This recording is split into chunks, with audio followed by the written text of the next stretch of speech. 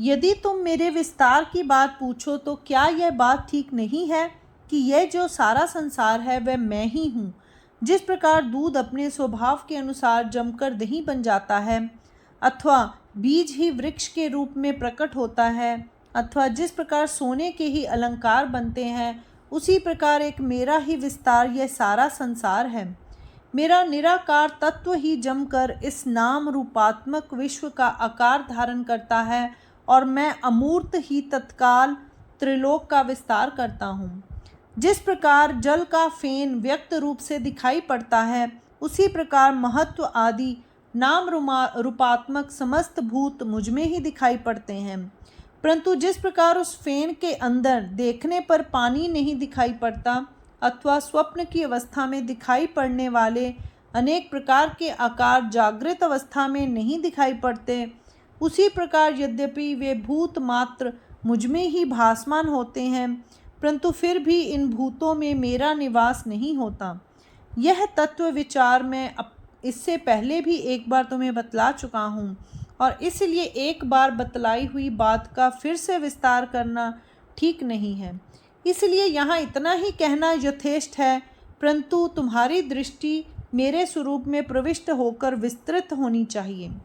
यदि कार्य और कारण वाली कल्पना को अलग छोड़कर तुम मेरे उस स्वरूप का विचार करोगे जो महामाया के भी उस पार और उससे परे है, तो यह सिद्धांत मिथ्या ठहरेगा कि सब भूतों का अस्तित्व मुझ में ही है, क्योंकि सब कुछ मैं ही हूँ और मुझसे भिन्न और कोई वस्तु नहीं है। परंतु जिस प्रकार प्रथम संकल्प के कारण पर ब्रह्म में ज्ञान और अज्ञान का झुटपुटा सा संधि काल उत्पन्न हुआ, उस समय बुद्धि के ज्ञान चक्षु में कुछ अंधकार सा व्याप्त हो गया, और इसीलिए जो पर ब्रह्म विकार रहित और आकारहीन था, उसमें अविद्या रूपी संध्या के कारण भूत मात्र पर ब्रह्म से भिन्न भासित होने लगे। परंतु जिस समय संकल्प जन्य अविद्या की संध्या का अंत हो जाता है, उस समय जिस प्रकार शंका दूर होते ही पुष्पमाला के संबंध का वह सर्पाभास नष्ट हो जाता है, जो कुछ कुछ अंधकार और कुछ कुछ प्रकाश के रहने के समय उत्पन्न होता है, उसी प्रकार भूत मात्र के संबंध में होने वाले भास का अंत हो जाता है और केवल परब्रह्म ही अपने अखंड अविकृत और शुद्ध स्वरूप में बाकी रह जाता है। यदि वास्तव में देखा जाए तो क्या जमीन में से मिट्टी के घड़ों और मटकों आदि के कभी अंकुर फूटते हैं? असल में घड़ों और मटकों आदि की सृष्टि तो कुम्हार की कल्पना रूपी गर्भ से होती है। अथवा क्या समुद्र के पानी में लहरों की कोई अलग खान होती है? लहरें तो वास्तव में हवा के चलने से ही उत्पन्न होती हैं। इसी प्रकार क्या कपास के डोंडे के अंदर कपड़ों का संदूक रहता है? पहनने वाले की दृष्टि से ही कपास से कपड़े बनते हैं ना।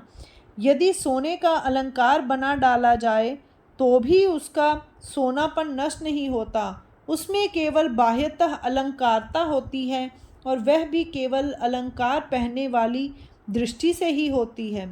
प्रतिध्वनि जो उत्तर देती है अथवा दर्पण जो कुछ दिखलाता है, वह हमारी ही कही हुई बात अथवा हमारा ही रूप होता है, अथवा स्वयं उस प्रतिध्वनि का अथवा उस दर्पण का अंग होता है। इसी प्रकार जो मेरे मूल वाले अविकृत और शुद्ध स्वरूप पर भूत सृष्टि का आरोप करता है, स्वयं उसी के संकल्प या विचार से वह भूत सृष्टि होती है। परंतु जब उस कल्पना करने वाली माया का अंत हो जाता है, तब भूताभास मूलतः मिथ्या होने के कारण मेरा केवल शुद्ध बुद्ध और अविकृत स्वरूप ही बाकी रह जाता है। जिस समय हमें चक्कर आता है, उस समय आसपास के पहाड़ और चट्टानें आदि घूमते हुए से दिखाई पड़ते हैं। ठीक इसी प्रकार अपनी कल्पना के कारण ही विकारहीन पर ब्रह्म में भी भूत मात्र का आभास होता है।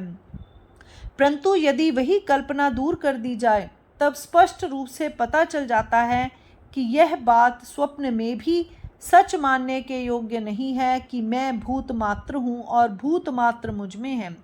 इसीलिए लोग जो प्राय यह कहा करते हैं कि केवल मैं ही इन भूत मात्र को धारण करता हूँ अथवा मैं इन भूत मात्र में रहता हूँ, सो ये सब संकल्प रूपी बात के प्रकोप के कारण उत्पन्न होने वाली भ्रमिष्ठ स्थिति में मुंह से निकलने वाली बकवाद या बड़बड़ाहट है। इसीलिए हे मेरे परम सखा अर्जुन, तुम यह बात ध्यान में रखो कि मुझे विश्व मानना अथवा विश्वात्मा मानना मिथ्या भूत मात्र की मिथ्या कल्पना है। जिस प्रकार सूर्य की किरणों के कारण कुछ न रहने पर भी मृग जल भासमान होता है, उसी प्रकार भूत मात्र भी मुझ में भासमान होते हैं।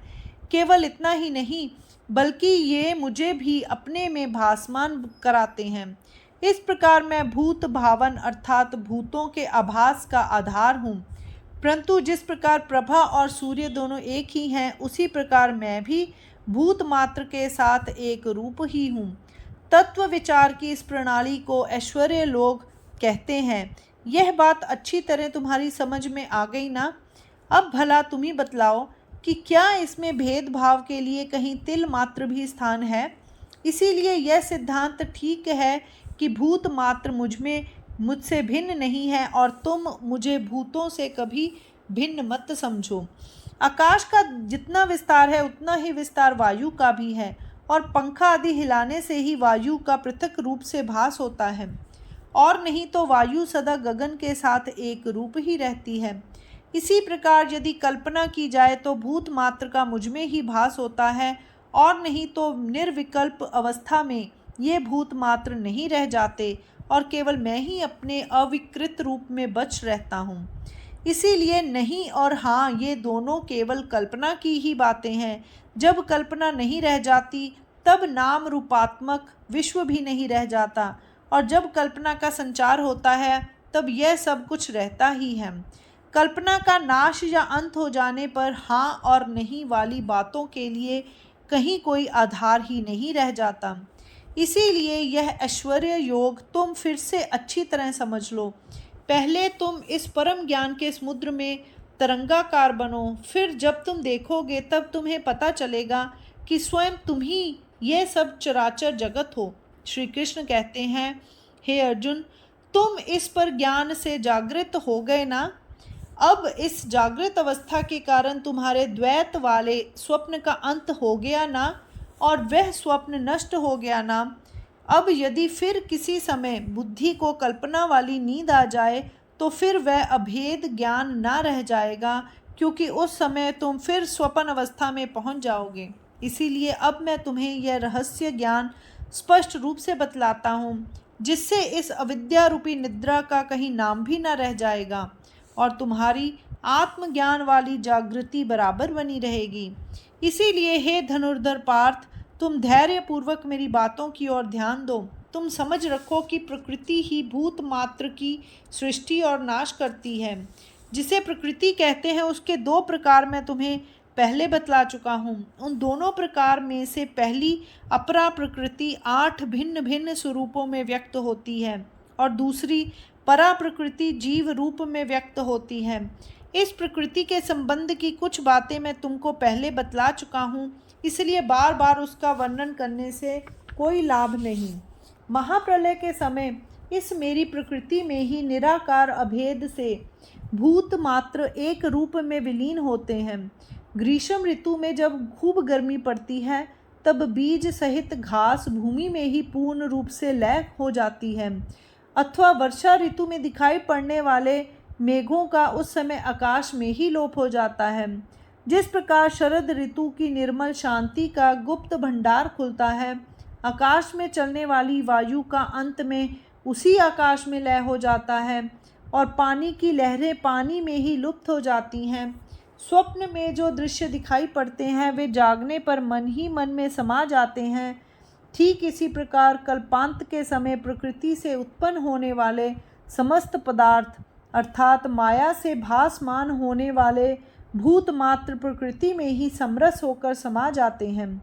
फिर नए कल्प का आरंभ में जो लोग ये कहा करते हैं कि मैं ही फिर से भूत सृष्टि उत्पन्न करता हूँ, सो अब मैं उसका स्पष्टीकरण करता हूँ। तुम ध्यान पूर्वक सुनो। जिस प्रकार तंतुओं का समूह बनावट के कारण स्वयं ही वस्त्र का रूप धारण करता है, उसी प्रकार मैं भी अपनी इस माया को सहज लीला के रूप में धारण करता हूँ। फिर जिस प्रकार धागों की बनावट के कारण उससे छोटे छोटे चौकोर 4 खाने बनते हैं, उसी प्रकार मेरी प्रकृति ही नाम रूपात्मक 5 भौतिक सृष्टि उत्पन्न होती है। जिस प्रकार जामन के स्पर्श से दूध जमने लगता है, उसी प्रकार मूल प्रकृति में सृष्टि का भाव प्रतिबिंबित होने लगता है। जब बीज के साथ पानी का संसर्ग होता है, तब उसमें से अंकुर फूटने लगते हैं और उनसे जो शाखाएं और उपशाखाएं बनती हैं, वे ही वृक्ष का रूप धारण कर लेती हैं। ठीक इसी प्रकार मुझसे प्रकृति जन्य भूत सृष्टि का विस्तार होता है। लोग कहते हैं कि राजा ने अमुक नगर बसाया, और एक दृष्टि से लोगों का यह कहना ठीक भी होता है, परंतु यदि वास्तविक दृष्टि से देखा जाए तो क्या कोई कह सकता है कि उस नगर की रचना में राजा का कभी हाथ भी लगा था? इसी प्रकार मैं भी प्रकृति को उसी तरह स्वीकार करता हूँ जिस तरह स्वप्न की स्थिति में रहने वाला मनुष्य जागृत अवस्था में प्रवेश करता है। जब स्वप्न अवस्था से मनुष्य जागृत अवस्था में आता है, तब क्या उसके पैरों का कभी कोई श्रम होता है अथवा उसे स्वप्न से चलकर कोई प्रयास करना पड़ता है? इन सब विवरणों का सारांश यही है कि भूत सृष्टि की रचना करते समय मुझे किसी प्रकार की क्रिया नहीं करनी पड़ती। जिस प्रकार राजा के नियंत्रण में प्रजा रहती है, परंतु फिर भी प्रजा में से सब लोग अपनी अपनी रुचि के अनुसार अपने सब व्यापार और व्यवहार करते रहते हैं, उसी प्रकार प्रकृति का स्वीकार मात्र मुझ में आया है। बाकी सब व्यवहार स्वयं उस प्रकृति के ही होते हैं, उनके साथ मेरा कोई प्रत्यक्ष संबंध नहीं होता। देखो, जिस समय पूर्णिमा का चंद्रमा होता है, उसी समय समुद्र में अपरंपार लहरें उठने लगती हैं। हे अर्जुन, क्या वे लहरें उत्पन्न करने के लिए चंद्रमा को समुद्र मथना पड़ता है या उसे उल्टना पुल्टना पड़ता है? लोहा यद्यपि जड़ होता है, पर फिर भी जब चुंबक लोहे के पास आता है, तब वह उसकी तरफ बढ़ने लगता है।